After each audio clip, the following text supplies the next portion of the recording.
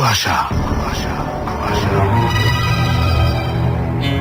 আজ থেকে প্রায় 100 বছর আগের কথা। সবটাই মায়ের কাছে শোনা। মা আবার শুনেছিলেন তার মায়ের কাছে, তার মা শুনেছিলেন তার মায়ের কাছে। কাজেই এই কাহিনী বানানো না সত্যি সে বিষয়ে কোনো প্রশ্ন তুললে আমি তার উত্তর দিতে পারবো না, তা আগেই বলে রাখছি। যখনকার কথা বলছি তখন কিন্তু আজকের এই কলকাতাটা ফুলে ফেপে এত মোটাসোটাও হয়নি, আর শহর ছাড়িয়ে গা গ্রামের দিকে তার হাত পাও ছড়াতে ছিটাতে শুরু করেনি। তখন সন্ধে নামার বহু আগে থেকেই যে যার ডেরায় ফিরে যেত। সন্ধে মানেই ডাকাতের রাজত্ব। শহরের কয়েকটি বনেদি রাস্তায় মিটিমিটি গ্যাসের বাতি জ্বলত, বাকিগুলোতে টিম টিম করত রেডির তেলের বাতি। তারপরও যেগুলি বাকি থাকতো তাদের কিছুই জ্বলত না। শহরকে বের দিয়ে বাগবাজারের মুখ থেকে টানা মারাঠা ডিচ নামে খাল, খালের উপর যে পোলগুলো ছিল তার উপর রেলওয়ে লেভেল ক্রসিং এর মতো লোহার মোটা মোটা থামের গেট করা ছিল। রাত হলে গেট ফেলে রাস্তা বন্ধ করে দেওয়া হতো, যাতে পোলের উপর থেকে ডাকাত দল গাড়ি হাঁকিয়ে বা ঘোড়া ছুটিয়ে এপারে এসে খুন জখম ডাকাতিগুলো করতে না পারে। রাজাবাজার মোড় থেকে সরু এক ফালি রাস্তা ধুকতে ধুকতে অল্প কিছুটা পূবে গিয়েই আজকের ফুলবাগানের কাছে মুখ থুবড়ে পড়ে পথ হারিয়েছিল। তারপর যতদূর চোখ যায় শুধু ধুধু মাঠ, জলা জায়গা, তাল সুপারির গাছ, আর মাঝে মধ্যে দূরে কাছে ছড়ানো ছিটানো গুটি কয়েক ঘর। ওখানেই ছিল দিদিমার মায়ের মামার বাড়ি। সপ্তাহে 3 দিন, অর্থাৎ একদিন অন্তর একদিন জল গাড়ি আসতো খাবার জল নিয়ে। তখন সবাই হামলে পড়ে যে যার কলসি জ্বালা ডাবর ডেচকিগুলো সব ভরে রাখত। অনেকে আবার জল গাড়ির জল নিতও না, ভয়ে বাঁচার তাগিদে। জল থেকে কিরকম একটা গন্ধ বেরোত বলে বলা তো যায় না, জলে বৃষ্টিস মিশিয়েও দিতে পারে। কালা আদমিদের যা ঘেন্দা করে লালমুখ সাহেবরা, তা কি আর কারো জানতে বাকি আছে? তাই অনেক দূরের পুকুরের বা কুয়োর জলই খেত তারা। সকাল হলেই ধোপার দল আসতো গাধার পিঠে ডাই করে নোংরা জামা কাপড় নিয়ে। গোটা মাঠ জুড়ে সেদ্ধ করত, কাচতো, শুকোতো। তারপর বেলা না গড়াতেই সবাই ফিরে যেত। যতক্ষণ তারা থাকতো ততক্ষণ একটু হইচই গুলজার হতো, তারপর আবার সব শুনশান। সন্ধে নামতে না নামতেই ডাকাতের ভয়ে সবাই দৌড়ে খিলেটে বসে থাকতো। অবশ্য তাদের এই উটকো আপদের হাত থেকে বাঁচাবার জন্য একদিন সবাইকে দারুণ চমকে দিয়ে দল বল নিয়ে ছুটে এসেছিল একদল লাল মুখ গোড়া সাহেব।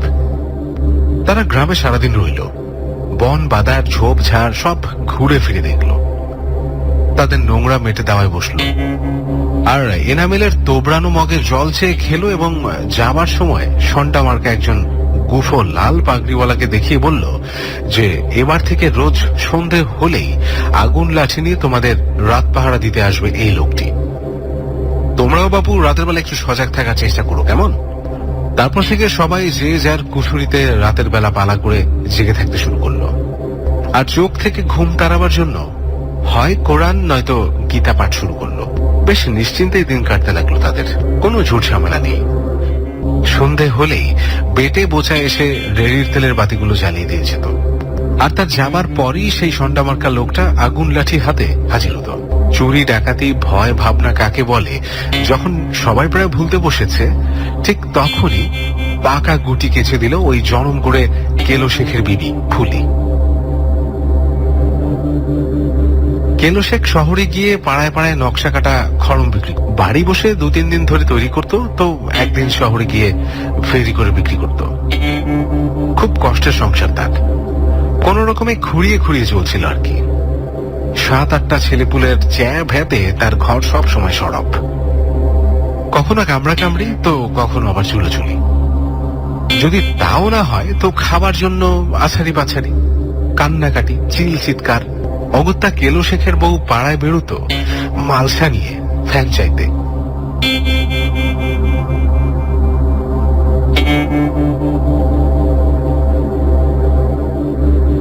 তখন এত গন্ডার দিন ছিল না, তাই লোকে ফ্যানের সঙ্গে মুঠো চুটকি ভাত, একটু নুন ও 2-4 ফোঁটা সর্ষের তেল দিতেও ভুল করতো না।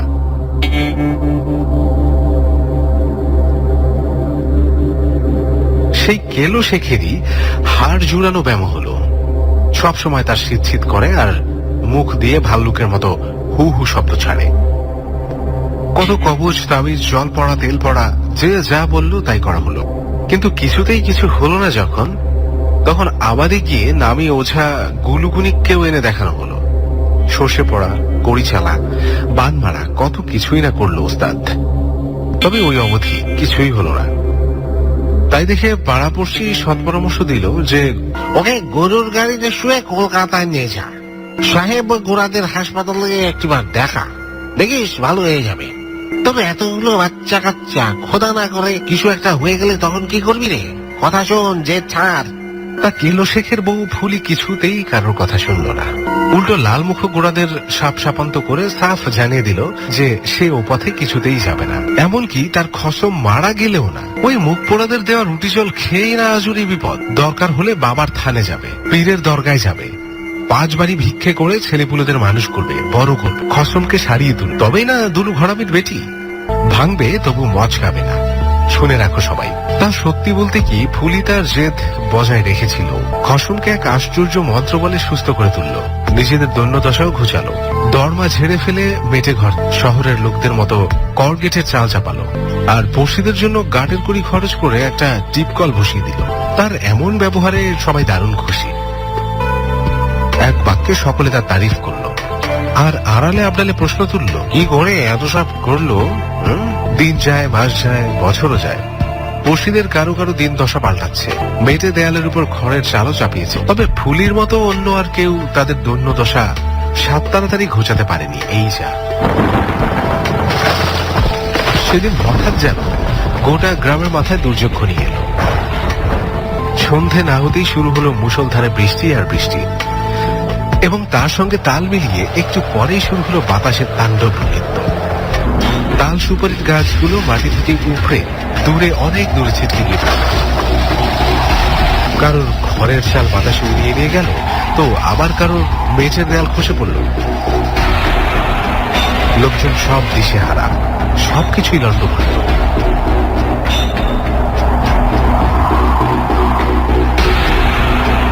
রেল তেলের খুঁটি, বাতিগুলো সব কাটা কলা গাছের মতো মাটিতে শোয়ানো।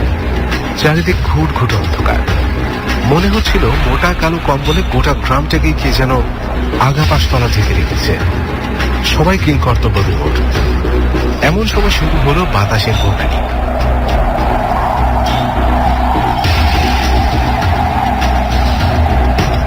কান খাড়া করে শোনার চেষ্টা করতে বাতাসে ভেসে এলো দূর থেকে ঘোড়ার খুরের শব্দ। তারপর বাতাসে খুরের শব্দ মিলিয়ে যেতে না যেতে মানুষের ঘোর কাটতে না কাটতেই সবাই অবাক হয়ে দেখল যে তাদের আশপাশের সমস্ত মাঠ ঘোর শহরে ভরে আছে। এক একটা ঘোড়ার উপর এক একজন ইয়া লম্বা চওড়া দশাশয়ী চেহারার টকটকে ফর্সা মানুষ বসে রয়েছে। রাগে আর ক্ষোভে তাদের চোখগুলো দপদপ করে জ্বলছে। লালমুখ গোড়া সাহেবগুলো তাদের কাছে নেহাতি শিশু বলেই তাদের মনে হচ্ছিল। ABC Radio 89.2 FM। কুয়াশা, কুয়াশা, কুয়াশা, কুয়াশা, কুয়াশা। একটু পরেই দুজোড়া ঘোড়ায় টানা একটা মস্ত চৌঘুড়ি গাড়ি এসে থামলো ফুলির বাড়ির দোরগোড়ায়। একজন সেই রকম তেল ঢেঙা ফর্সা মহিলা, আর তার পিছু পিছু নামলো আরো দুজন তার মতোই ফর্সা মহিলা, চামড় দিয়ে তাকে বাতাস করতে করতে। তারপর অতি কষ্টে মাথা হেট করে কোনো মতে তারা বাড়ির ভিতর ঢুকলেন। কৌতূহল চেপে রাখতে না পেরে পাড়াপড়শিরাও 2-4 জন ঘরের মধ্যে ঢুকে পড়ল রহস্যটা জানার জন্য। সেই কালো বোরখা পরা ভদ্রমহিলা ফুলের চুলের মুঠি ধরে রাগে দাঁত পিষতে পিষতে কোরকে বললেন, ওরে নেমুখ হারাম, তোর এত সাহস যে আমার বাচ্চার গায়ে হাত তুলিস? তোর এইবার বারন্ত কার জন্য রে? তা এরই মধ্যে ভুলে গেলি সত্যি তোরা সবই পারিস, মানুষের পক্ষে না, তাই তোদের পক্ষে এমনটি করা সম্ভব। ফুলির 14 পুরুষও এমন ব্যাপার স্যাপার কোষ্ঠীর কালেও দেখেনি। তাই ফুলি ব্যাপারই মূর্ছা যেতে যেতে অতি কষ্টে ঢোক গিলে বলল, কি বলছেন আপনি? আমি যে কিছুই বুঝতে পারছি না।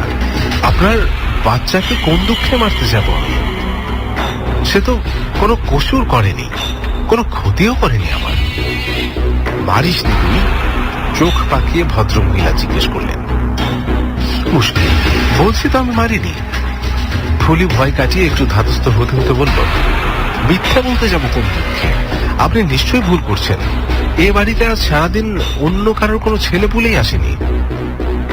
আবার চোপা, মিথ্যে কথা বলছিস মুখের উপর। ভদ্রমহিলা রাগ সামলাতে না পেরে ঠাস করে ফুলির মুখে এক চড় কষিয়ে দিলেন।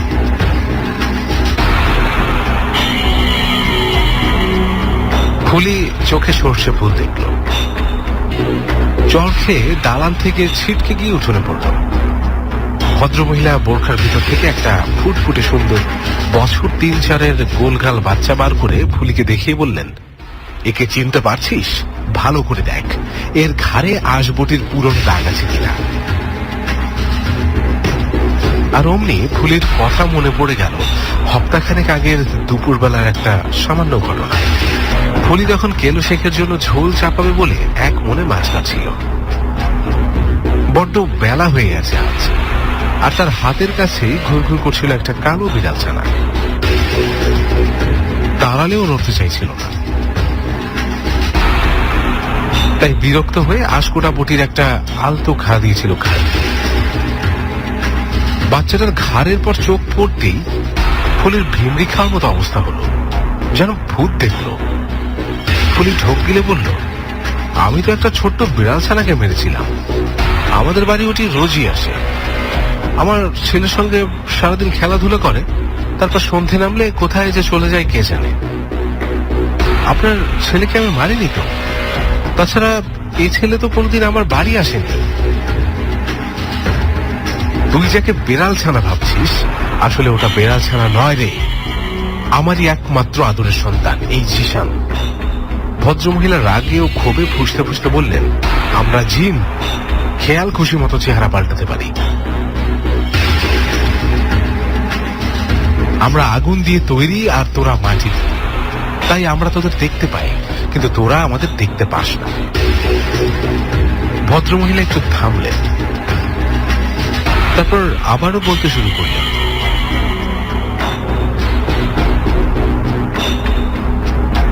জিশান সেদিন পুকুর ধারে খেলা করছিল, আর ওকে সাধারণ বেড়াল ছানা ভেবে আব্দুল খান শামার কুকুর খার মটকাবার জন্য তাড়া করেছিল।